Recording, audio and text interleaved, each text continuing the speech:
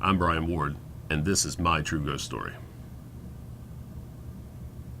Well, where I grew up, there was an abandoned school. It had been abandoned for about 10 years. And the children in the neighborhood would go up there at night and, have parties and start fires. And some of the older children would go there to make out, teenagers in the way they are. But one time, my friend and I were up there. It was a late evening, it was dark, and I think a storm was rolling in. It was a typical, creepy afternoon, late evening, and we were probably late for dinner. And there was a room in the school that had been locked off. It's where they drug all the old equipment and put it in there. And the door had been busted through.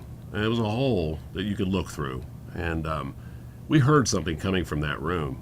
And we made our way there. We got down on our knees and we looked through the hole. And there was an old player piano up against the wall, covered in dust. And the room itself was very creepy, especially for young kids. And the player piano started playing, and in the dust you could see a little boy sitting at the piano playing the piano. Pause it there. In the neighborhood that I grew up in, there was an old abandoned school. It had been abandoned for about 10 or 15 years, and a lot of it had been caved in and it was desolate.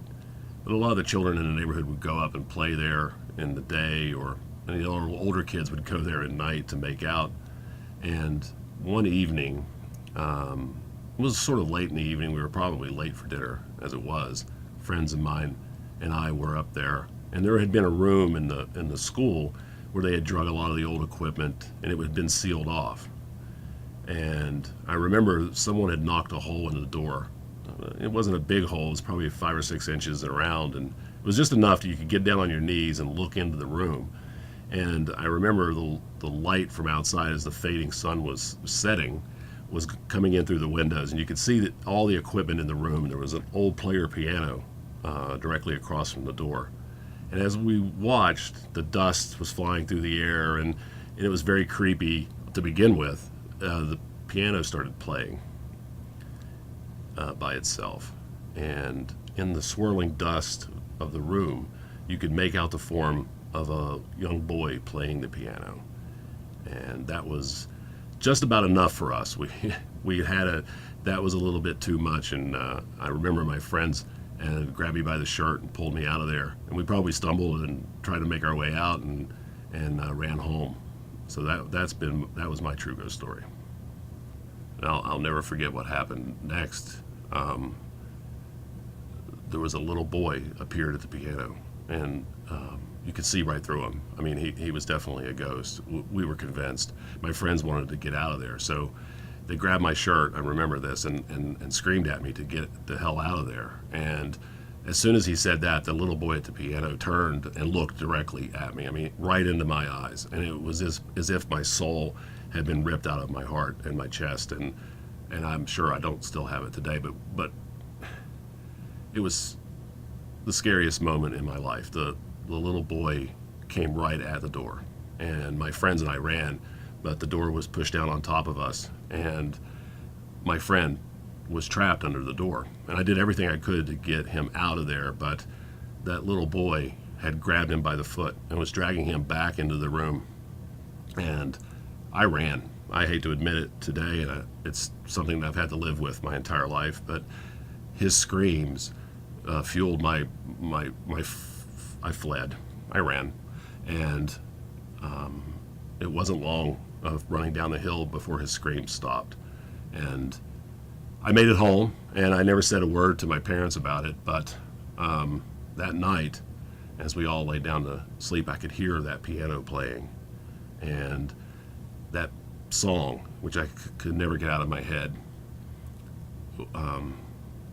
played from outside on our porch. And my parents woke up, they could hear it, and the little boy was knocking at the door.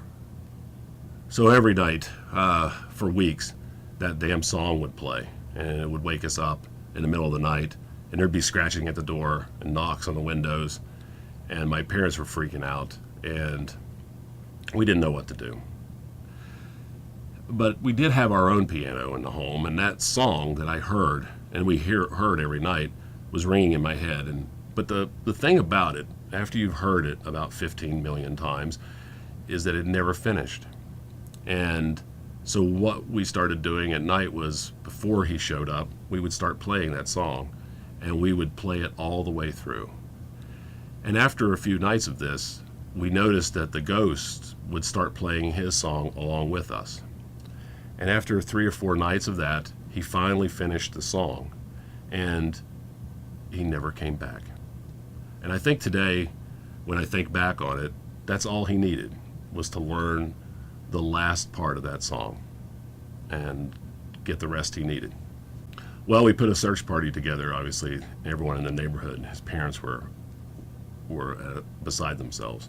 And the sheriff came, and everyone volunteered, and we looked far and wide, but no trace of Timmy was ever found.